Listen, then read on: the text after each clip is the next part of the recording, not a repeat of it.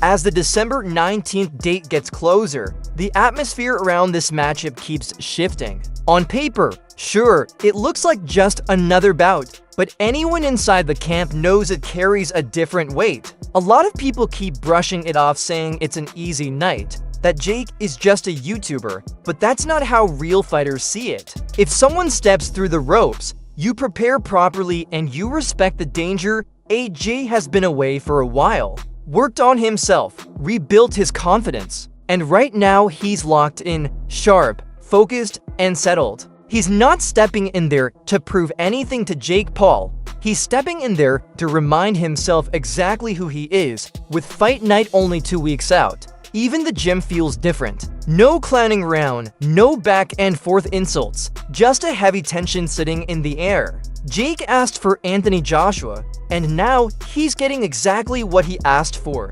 And the big question everyone keeps repeating is simple: can Jake make it out of this in one piece? Or is this about to be the quickest, harshest reality check in crossover boxing history? Inside Joshua's camp, everything is ice cold and serious. No smiles, no games, no circus energy. AJ is approaching this like a real assignment, a job that needs to be done.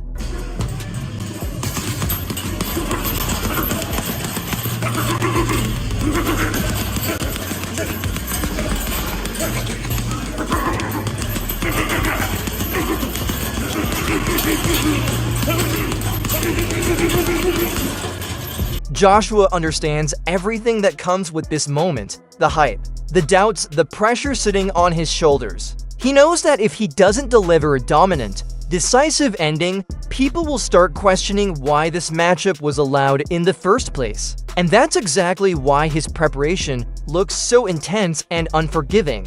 Even before this training camp officially kicked off, Mike Tyson was one of the earliest voices pushing AJ forward. Tyson told him straight, "Don't stop. Keep pushing. Your ability is still elite, and your heart is built for this." What advice would you give to somebody like AJ? That he has a lot of talent and not to get discouraged. He only loses when he quits. When you quit, all the doors of opportunities close. You know what I mean? You just got to be, game and then don't get discouraged if you lose. Listen, you just lost, you may have got $30 million.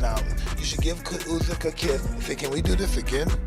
Don't let this internalize you. Oh, I can't fight now. This white boy kicked my ass. People laughing at me. No, he kicked my ass for $50 million or $30 million. I hope he kicks my ass again. But this time it might not work out that way. I'm gonna kick his ass. I just think the more time you lay off, the worse you get. You have to fight to be the best. You have to do it more and more and more. Tyson's message didn't just motivate him, it stayed with him.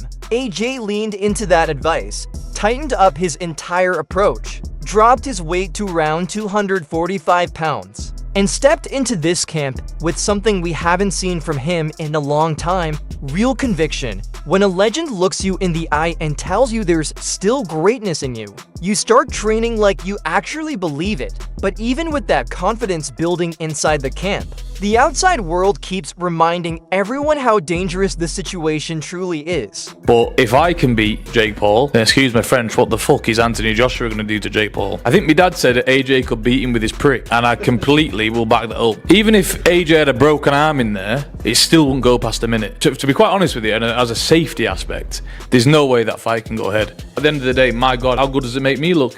He gets beat by Jake Paul. Well, that automatically makes me two-time heavyweight champion of the world, doesn't it? There's no proper way. I've got to laugh about it. How are we even talking about this? He got his nut boxed off by me a little over 2 years ago, and now all of a sudden he's talking about fighting Anthony Joshua. It's like, come on. Like, you can't be serious. He can't beat me. I'm not Anthony Joshua, am I? So it's just ludicrous. It really is. Tommy wasn't trying to dress it up or make it sound polite. He said it plainly: if he, a fighter in the 180-pound range, was able to outbox Jake Paul, then what do people think happens when a true heavyweight like Joshua lands clean? That's not trash talk. That's just simple reality. Roy Jones Jr. also paid attention. The moment he saw AJ take out Gnu, he immediately connected the dots. I want to change subjects just a little bit here. And Anthony Joshua, there's rumors circulating he could be fighting Jake Paul next. One, do you think it's good for boxing? And two, do you think the fight will happen? I think it's great for boxing. I think the fight will happen. AJ is 1-0 against these guys that come in to these boxing careers late. So why not? He's a perfect guy to take him out too. He took Ngannou out. Why would he not take Jake Paul out? And for him, he probably make more money fighting Jake Paul than he will fight anybody else that he can fight right now. So why would he not do it? I mean, not that he needs the money right now anyway, but if he's going to do something, if he want to get a good win to put him back on the scene, that's a perfect win. You get a lot of money doing it. Roy pointed out that this fight is tailor-made for Joshua, a heavyweight with devastating power and years of top-level experience going up against a smaller opponent who's still gaining his footing in the sport. The upside for AJ is huge, the risk is relatively low, and the payday eclipses what he'd earn facing most other contenders right now. Roy wasn't throwing shade at Jake, he was just speaking the truth. On paper, every factor seems to tilt in Joshua's favor. Still, the hardcore boxing purists have their own perspective and aren't seeing it the same way. First of all, kudos to Jake Paul. The cojones this motherfucker has. From a Disney kid to YouTube to... He can fight anyone and get views and make fucking money. This crazy wild boy sends out the bat signal, the British bat signal for Anthony motherfucking Joshua. You know how crazy that is? I will say this. I don't think any of Jake Paul's fights are fixed in any capacity. At all. Not even close. I don't get down that narrative. I will say this though. My spidey senses will go off if Anthony Joshua doesn't absolutely mop the floor with him. Jake deserves recognition, no question about it. Not many fighters, especially from the cruiserweight ranks, would step up and openly call out someone like Anthony Joshua, but the purists are speaking plainly. If AJ doesn't dominate this fight, eyebrows are going to be raised. This isn't an even matchup, it's reality versus hype, and almost all the pressure is on one fighter. Even the MMA world felt the tremors of this moment. Did you see the fight that's reportedly being worked on for December 19th in Miami? Did I see the fight being worked on December 19th in Miami? Yeah. No. Do you know which fight I'm talking about? No. Fair enough. Oh, Jesus. That's a fucking bad idea. That's a bad idea. But let me tell you what. A lot of people will watch that one. Will you watch it? Sure. You know what everybody's tuning in for on that one. I think everybody's going to get what they finally been waiting for. Dana first laughed, then his expression turned serious. He admitted it was a risky idea, but he also knew one thing for sure. People wouldn't be able to look away. Danger always draws attention, and this fight is being sold wrapped in that exact energy. Even the influencers and personalities on the sidelines couldn't mask their surprise. Jake is fine, AJ. Oh my God, yeah. And you know what? I'm going to give him props. Fair play, Jake. That is a big fight. I mean, AJ should knock him out. It is a weird one. Like, am I just being stupid? Like, is he not just going to wig him? AJ by soap being dropped in prison. So AJ by brutal Bonnie Blue scene. AJ by just something vile. Him even stepping up to fight AJ. AJ 2 times heavyweight world champion. It's no joke. When the top YouTube voices start saying the influencer is out of his depth, you realize the size difference is no longer something to take lightly. Jake isn't just stepping up, he's stepping into a storm. Then Joe Rogan summed it up better than anyone else. Cutting straight to the heart of the situation. What do you think about Jake Paul, Anthony Joshua? Boy. Well, realistically, it's one of the craziest propositions of all time. You take a guy who just had a boxing match that looks like a sparring match with a 58-year-old Mike Tyson, and then you're going to fight one of the absolute scariest knockout artists in the heavyweight division. Maybe we should watch the Francis Ngannou fight so you could see. Let's watch that real quick, just so you can see what Anthony Joshua is capable if he's fighting someone that's not in his league. He's so dangerous, man. It's like you're dealing with a guy who's an Olympic gold medalist, and he's enormous, and he's got vicious knockout power, and he's got immense amount of experience at world-class levels. Just think about what we said earlier. Fought Usyk twice. Fought Andy Ruiz twice. Rogan highlighted a stark reality. Jake recently faced a 58-year-old Mike Tyson in what looked more like a controlled sparring session. Now, he's going up against one of the most dangerous heavyweight punchers of this era. Rogan's point was clear. Joshua knows exactly how to handle opponents who aren't at his level. He neutralizes them quickly. Jake Paul has never been this far outside his comfort zone. While the headlines celebrate Jake's bravery, insiders are focused on a different factor: Anthony Joshua's weight. For the first time since the Usyk rematch, AJ is sitting at a clean 245 pounds. Not bulky, not drained, but lean, sharp, and quick. And that number isn't just a detail. It matters.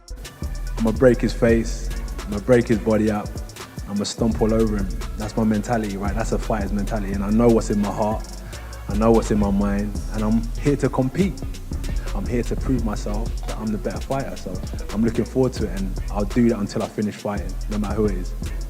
245 pounds is the same weight Joshua carried during his 12-round battle with Usyk, a fight remembered as one of the most technically precise performances of his career. Analysts now suggest that this current version of AJ might be the most dangerous yet, faster on his feet, sharper with his combinations, and far more explosive in the mid-range.